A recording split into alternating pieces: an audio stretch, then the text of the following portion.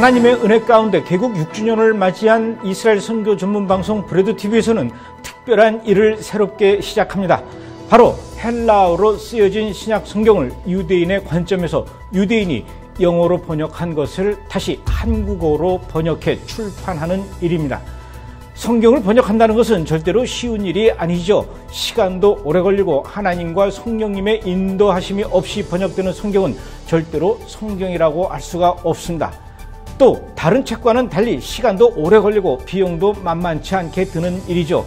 그럼에도 불구하고 저희가 이번에 번역하려는 유대인 신약 성경은 어떤 책인지, 그리고 유대인 신약 성경을 왜 브레드TV에서 번역을 해서 출판하려고 하는지 지금부터 여러분들께 소개해 드리겠습니다.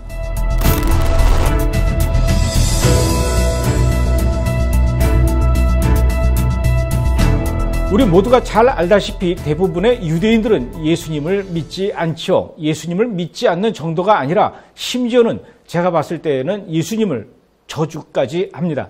그러니 당연히 신약 성경도 읽지 않지요. 아니, 그냥 읽지 않는 정도가 아니라 유대인들에게 신약 성경은 절대로 읽어서는 안 되는 금서이며 그냥 표지조차 봐서도 절대로 안 되는 악마의 책이라고 생각합니다. 그러나 유대인들 중에서도 우리들처럼 예수님을 메시아로 받아들이는 사람들도 최근 들어서 많이 생겨나고 있습니다. 그 예수를 믿는 유대인들, 다시 말해 메시아닉 주들은 현재 우리가 읽고 있는 신약 성경을 유대인의 입장에서 읽을 때 그들은 과연 어떤 느낌이 들까요? 예수님과 유대인이라는 두 단어는 절대로 분리시킬 수 없는 분명한 사실입니다. 메시아이신 예수님은 신약 성경의 중심 인물로서 유대인 가정에서 태어나 유대인 무리들 중에 자라나셨으며 유대인들을 대상으로 사역하시고 이스라엘의 수도인 예루살렘에서 죽임당하고 부활하셨습니다. 뿐만 아니라 예수님은 본인 스스로 유대인이기를 그만두지 않으셨습니다. 예수님의 모든 일들이 이렇게 유대인 사회와 이스라엘 땅에서 이루어진 것입니다. 이 모든 일들을 유대인에 의해서 기록한 것이 바로 신약 성경이죠. 그러나 그동안 우리가 읽고 있었던 신약 성경은 유대인이 아닌 이방인들이 이방 언어로 번역을 한 것들이었습니다. 중국어로 번역된 것, 영어로 번역된 것, 독일어로 번역된 것들을 다시 한국어로 번역해서 우리가 그것들을 읽고 있지 않습니까? 하지만 언어를 번역할 때는 그 민족의 기본 정서와 문화적 습관을 제대로 이해하지 못하면 전혀 다른 내용으로 번역될 수밖에 없는 것입니다. 그러다 보니 유대인의 입장에서 현재 우리가 읽고 있는 신약 성경을 읽게 된다면 유대인들도 이해할 수 없거나 본래의 의미가 아닌 다른 의미, 심지어는 정반대의 의미로 번역되어 있다는 것을 알게 되겠죠. 좀 더 쉽게 설명을 해드리죠. 우리는 뜨거운 콩나물국을 마시면서 그거 참 뜨겁다 이렇게 얘기하기보다는 시원하다, 또는 목욕탕에 온탕에 들어가서도 시원하다 이렇게 감탄사를 내뱉습니다. 이게 바로 우리 민족의 정서입니다. 그런데 이런 정서를 이해하지 못한 외국인이 이 말을 번역한다면 우리는 차가운 콩나물국을 마셨고 차가운 물이 가득 찬 욕탕 속에 들어간 거라고 표현을 하겠죠. 정반대 아닙니까? 바로 이런 부분들이 신약 성경에 많다는 것입니다. 제가 예를 들어보겠습니다. 마태복음 6장 22절에서 23절까지 보면 예수님께서 산상수훈으로 이런 말씀을 하십니다. 눈은 몸의 등불이니 그러므로 내 눈이 성하면 온몸이 밝을 것이요 눈이 나쁘면 온몸이 어두울 것이니 그러므로 네가 있는 빛이 어두우면 그 어둠이 얼마나 더하겠느냐. 여기서 눈이 성하고 나쁘다는 것은 도대체 무슨 말일까요? 예수님은 이 말씀을 하시기 전에 6장 19절과 20절에 이렇게 말씀하십니다. 너희를 위하여 보물을 하늘에 쌓아두지 말라. 거기는 좀과 동록이 해하며 도둑이 구멍을 뚫고 도둑질하느니라. 오직 너희를 위하여 보물을 하늘에 쌓아두라. 거기는 좀이나 동록이 해하지 못하며 도둑이 구멍을 뚫지도 못하고 도둑질도 못하느니라. 그리고 6장 24절에는 또 이런 말씀을 하십니다. 한 사람이 두 주인을 섬기지 못할 것이니 혹 이를 미워하며 저를 사랑하거나 혹 이를 중히 여기고 저를 경히 여김이라. 너희가 하나님과 재물을 겸하여 섬기지 못하느니라. 이렇게 앞뒤 구조를 보면 분명히 예수님은 이 땅에서 하나님과 재물을 동시에 섬기지 말며 이 땅에 재물을 쌓아두지 말고 하늘에 쌓아두라는 내용으로 분명히 재물 이야기를 하시고 있습니다. 그런데 갑자기 중간에 뜬금없이 왜 눈이 나쁘면 온몸이 어둡다는 이야기를 하시는 걸까요? 바로 이런 겁니다. 유대 민족의 정서, 유대적 배경을 알지 못하는 사람은 예수님께서 무슨 말을 하시는지 알 수가 없는 것이죠. 그런 사람들에게 예수님은 좀 뜬금없는 사람처럼 보입니다. 그러나 여기서 눈이 나쁘다라는 말은 히브리어로 아인 라흐라고 하는데 이는 구두쇠를 뜻하는 것이고 반대로 눈이 좋다는 말은 히브리어로 아인 토바흐, 즉 너그러운 사람들이라는 뜻입니다. 이런 배경으로 이 말씀을 이해한다면 예수님의 이 말씀 앞뒤에 하신 네 보물이 있는 그곳에는 내 마음도 있느니라. 너희가 하나님과 재물을 겸하여 섬기지 못하느니라. 이 말씀들과 자연스럽게 연결되고 예수님께서는 마태복음 6장에서 우리에게 너그러움과 인색함에 대하여 가르친 것이라는 것을 알 수가 있게 되죠. 이렇게 성경을 번역할 때 유대적 배경을 알지 못하고선 제대로 깨달을 수 없는 것들이 많이 있습니다.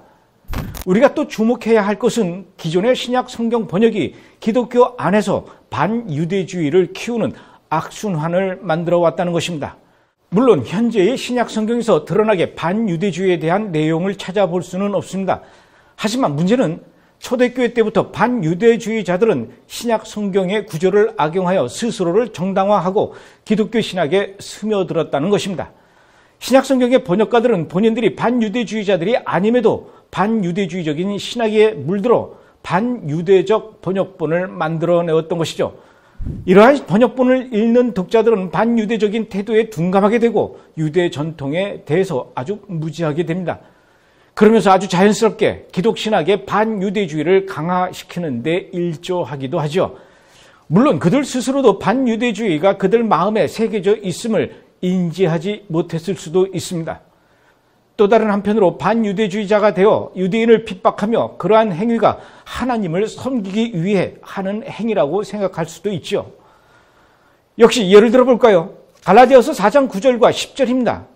이제는 너희가 하나님을 알 뿐더러 하나님이 아신 바 되었거늘 어찌하여 다시 약하고 천한 초등학문으로 돌아가서 다시 저희에게 종노릇하려 하느냐. 너희가 날과 달과 절기와 해를 삼가 지키니 내가 너희를 위하여 수고한 것이 헛될까 두려워하노라. 사람들은 사도 바울의 이 말씀을 인용하면서 봐라, 사도 바울이 절기를 지키지 말라고 하지 않았는가? 그러니 더 이상 우리는 유대인의 절기를 지킬 필요가 없다, 이렇게 말하기도 합니다. 관행이 되어버린 이러한 잘못된 해석으로 인해서 대부분의 기독교인들은 물론이고 이스라엘을 사랑하고 이스라엘을 위해서 기도한다고 하는 사람들조차도 하나님의 명령인 샤밧과 절기를 지키려는 사람들을 이해하지 못하거나 심지어는 그런 사람들을 율법주의자들이라고 비난하기도 하죠.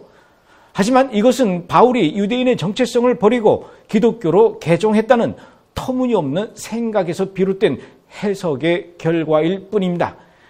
바울은 절대로 본인 스스로 유대인이기를 포기한 적도 없으며 평생을 토라의 말씀에 순종했고 샤밧과 절기를 지켰습니다. 그런데 바울이 왜 이런 말을 했을까요? 바울이 갈라디아서 4장 10절에 이런 말을 하게 된 배경에는 유대인이 아닌 갈라디아인들을 향한 것이었습니다. 바울은 유대인의 절기를 지키지 말라는 것이 아니라 갈라디아인들이 하나님을 몰랐을 때 세상에 야합하던 시절로 다시 돌아가 그들이 지키던 이교도인들의 절기를 지키는 것에 대해서 말했던 것이었습니다. 그러니까 바울은 갈라디아서 4장을 통해 갈라디아인들이여 여러분들이 지키고 있는 이교도적 축제와 절기에서 돌아와야 합니다, 이렇게 말하는 것입니다. 역시 완전히 다른 얘기죠. 기존의 신약 성경에서는 율법이라는 단어가 많이 나옵니다. 하지만 헬라어로 된 신약 성경 원본에는 노모스라고 적혀 있는 것을 율법이라고 번역한 것인데 원래 노모스는 히브리어 토라를 의미하는 것이죠. 그러니까 기존의 신약 성경은 토라를 율법으로 번역했던 것입니다. 토라와 율법은 분명한 차이가 있는데 말이죠. 갈라디아서 3장 10절에 보면 무릇 율법 행위에 속한 자들은 저주 아래 있나니 기록된 바 누구든지 율법책에 기록된 대로 모든 일을 항상 행하지 아니하는 자는 저주 아래에 있는 자라 하였음이라. 그러나 사실 이 구절은 토라 계명을 율법주의로 행하려는 모든 사람들은 저주 아래 삽니다. 왜냐하면 두루마리에 쓰여진 모든 것을 행하지 않는 사람은 저주 아래에 있다라고 기록되어 있기 때문입니다. 라고 해야 정확한 해석이죠. 예를 하나 더 들까요? 로마서 10장 4절을 먼저 개역 성경으로 보겠습니다. 그리스도는 모든 믿는 자에게 의를 이루기 위하여 율법의 마침이 되시니라. 킹제임스 버전에서는 그리스도께서는 믿는 모든 자에게 의가 되시기 위하여 율법의 끝마침이 되시니라. 현대인의 성경을 보겠습니다. 그리스도께서는 믿는 모든 사람들이 하나님에게 의롭다는 이정을 받게 하시려고 율법을 완성해 주셨습니다. 그러나 유대인의 신약 성경에는 좀 다르게 나오죠.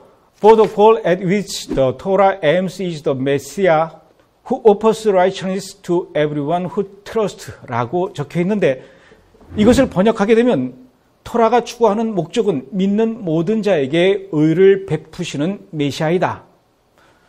어떻습니까? 의미가 완전히 다르죠. 우리가 그동안 읽고 있는 신약 성경의 고린도전서 16장 19절, 빌레몬서 1장 2절, 로마서 16장 5절 등을 보면 교회라는 표현으로 기록되어 있습니다. 우리는 일반적으로 교회라고 하면 건물이 있고 목회적 조직이 갖추어져 있는 것으로 이해하고 있습니다. 하지만 신약 성경이 기록된 당시에는 지금 우리가 생각하는 그런 건물로서의 교회는 존재하지가 않았었습니다. 모두가 메시아닉 공동체였죠. 교회와 공동체는 분명히 다른 의미입니다. 이런 것 말고도 우리가 읽고 있는 성경 중에 상당 부분이 제대로 번역되지 않고 잘못 번역되어 있다는 것을 아마 여러분들도 잘 아실 겁니다. 올리브 나무와 감람나무는 분명히 다른 나무입니다. 이스라엘엔 감람나무가 없는데도 올리브 나무를 감람나무로 번역하고 올리브산을 감람산이라고 잘못 번역한 것도 그렇죠. 뽕나무가 없는데도 삭개오는 뽕나무에 올라갔다고 합니다. 그때 당시에는 목사직이 없는데도 에베소서 4장 11절에는 목사라는 말이 나오죠. 이런 번역의 실수는 애교로 봐줄 수는 있습니다. 하지만 실수가 아니라 의도적으로 내용을 변질시켜 번역한다면 이것은 정말 심각한 문제죠. 이스라엘을 별로 좋아하지 않았던 이방인 번역가들은 성경의 많은 부분을 변질시켜 놓았습니다. 그게 가능한 일이냐고요? 지난 5월 제가 이 시간 브레드 브리핑을 통해서 설명해 드린 적이 있었는데요. 덴마크 성서공회에서 발간한 덴마크 현대 성경 2020 성경에서는 성경에 2590번이나 등장하는 이스라엘이라는 단어를 500번이나 생략했다고 하지 않았습니까? 성경은 어떤 번역자가 번역을 하느냐가 중요합니다. 이스라엘을 향한 하나님의 계획을 이해하는 사람이 번역하느냐, 아니면 이스라엘을 별로 좋아하지 않거나 이스라엘을 통한 하나님의 계획에 대해서 별 관심이 없는 사람이 번역한다면 내용은 정반대로 번역이 되겠죠. 히브리어를 사용하고 누구보다도 유대 민족의 문화와 정서를 잘 아는 메시아닉 주들은 현재 우리가 읽고 있는 신약 성경을 읽으면서 이런 문제점들을 발견하게 되는 것입니다. 저희가 이번에 번역하여 출판하려는 유대인 신약 성경은 예수님을 믿는 메시아닉 유대인 데이빗 해롤드 스턴 박사가 유대인의 입장에서 신약 성경을 번역한 것입니다. 이분에 대해서 소개를 좀 해드리죠.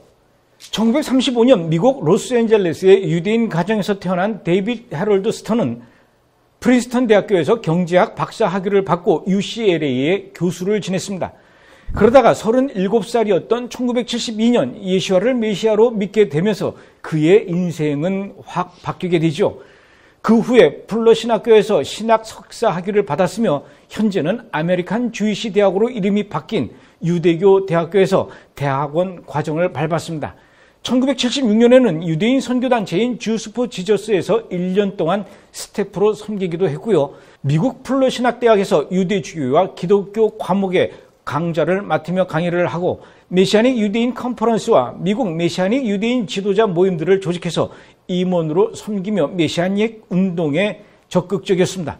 1979년에는 가족들과 함께 이스라엘로 알리야하여 예루살렘에서 지금까지 살고 있으며 메시아닉 유대인 공동체 내에서 지금도 여전히 활발히 활동하고 있습니다.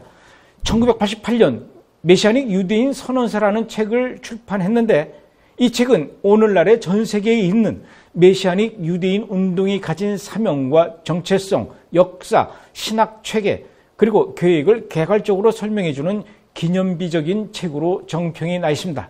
그리고 마침내 1988년에 출판한 완전한 유대인 성경 The Complete Jewish Bible은 신약 성경이 이방인의 문화와 전통이 아닌 유대인의 관점에서 번역된 성경책으로 전 세계 메시아닉 유대인들이 교과서처럼 읽고 공부하고 있는 필수 책이자 명작으로 손꼽히고 있습니다. 이 책은 현재 전 세계 거의 모든 메시아닉주들이 읽는 성경책이 되었고 현재까지 영어를 포함해서 3개의 국어로 번역되어 출판되었는데 이번에 우리나라가 4번째로 한국어 번역을 하게 된 것입니다.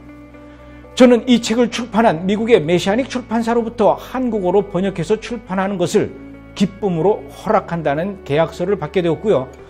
저는 이것이 그동안 유대적 배경을 이해하는데 그리고 제대로 된 예수님의 말씀을 읽고 이해하는데 큰 역할을 하게 될 것이라고 분명히 확신합니다. 이 책을 우리 한국어로 번역하는 분도 아주 중요합니다. 무조건 영어만 잘한다고 해서 번역을 맡길 수는 없는 일이죠. 물론 영어도 잘해야 하지만 유대인 신약 성경을 번역하려면 우선 헬라어와 히브리어도 할 줄 알아야 하고 유대 문화와 유대 정서에 아주 익숙한 분들이 번역을 해야 합니다. 지금 유대인 신약 성경을 번역하고 있는 분들은 책임 번역자로서 이성록 선교사님, 그리고 박래아 목사님, 양혜경 님이 현재 열심히 수고하고 계십니다. 이분들에게 무더운 날씨에 지치지 않고 오직 성령님의 인도하심에 따라 지혜를 더해서 번역할 수 있도록 여러분들이 좀 함께 기도해 주셨으면 좋겠습니다. 유대인 신약 성경을 번역하고 출판하는 일은 진행을 하다 보면 분명히 어려운 일도 생길 줄 압니다. 예수님께서 하신 말씀 그리고 사도 바울이 했던 설교들을 유대인의 관점에서 번역해서 원문 그대로 그 의미를 제대로 전달하게 하는 일, 이걸 또 사탄이 얼마나 싫어하며 일이 진행되지 못하도록 수단과 방법을 가리지 않고 가로막으려 하겠습니까? 저는 지난해 토라 포션 책을 번역해 출판할 때도 그런 경험을 해봐서 잘 압니다.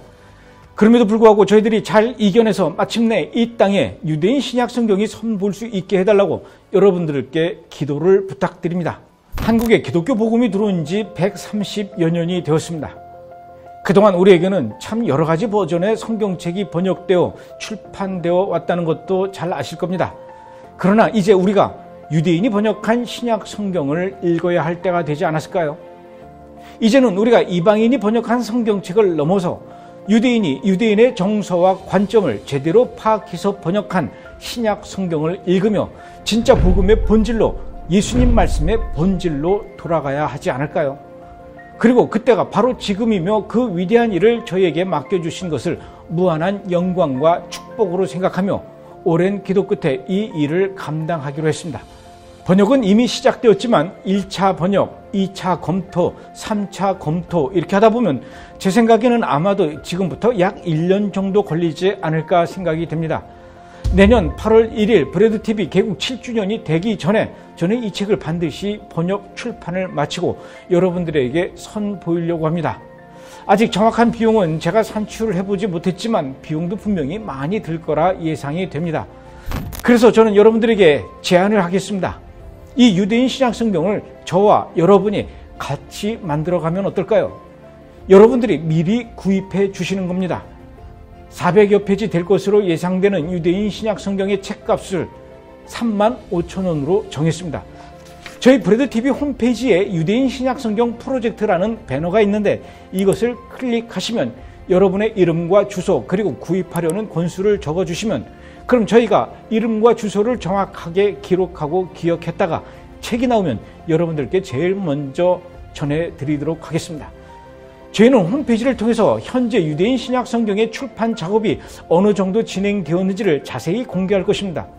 현재 마태복음의 1차 번역이 끝났습니다. 이번에는 마가복음을 번역하고 있습니다. 지금은 교정 기간 중입니다. 지금은 디자인 중입니다. 드디어 인쇄에 들어갔습니다. 이런 식으로 자세히 과정을 알려드리려고 하죠. 이렇게 알려드리는 이유는 여러분들이 계속해서 관심을 갖고 같이 기도해 달라는 의미입니다. 물론 책 구입 가격 말고도 이 책이 출판될 수 있도록 여러분들이 후원을 좀 해주셔도 좋습니다. 그럼 후원자의 명단을 신약성경의 맨 뒤에 한 사람도 빠지지 않고 모두 기록하면서 이 책은 이런 분들의 후원으로 제작될 수 있었습니다. 이렇게 기록하는 것이죠. 다시 한번 말씀드리지만 저희는 기존의 신약성경이 잘못되었으니 그 책을 모두 치워버리고 유대인 신약성경만 읽으라는 것은 절대로 아닙니다. 기존의 신약성경과 함께 유대인들의 신약성경을 비교해가며 읽어간다면 훨씬 더 복음의 본질을 향해 가까이 가는 데 도움이 되지 않을까 이런 것이죠. 저희 브레드 미니스트리, 브레드 TV에서는 지금까지 이런 작업들을 계속 진행해 오고 있습니다. 크리스찬을 위한 1년 54주 토라 성경 공부인 토라 포션을 출판했고요. 또 여호와의 절기와 토라 포션 성경 구절이 표시된 유대력 5781년의 유대력 캘린더도 만들었습니다. 이제는 유대인 신약 성경 차례죠. 저는 이런 계획을 오래전부터 치밀하게 준비해 온 것이 아닙니다. 제 의지와는 상관없이 역시 하나님께서 어느 순간 이 일들을 제 책상 위에 올려놓으셨으며 아주 자연스럽게 이 일들이 진행될 수 있도록 뒤에서 떠미셨던 것이죠. 여러분, 하나님께서 등떠미로 진행하게 된 유대인 신약 성경의 출판을 하나님께서는 브레드 TV 시청자 여러분들과 함께 만들어 가기를 원하십니다. 이 일들이 무사히 마무리될 수 있도록 기도해 주시고 동참해 주시기를 부탁드립니다. 이번 주 브레드 브리핑이었습니다.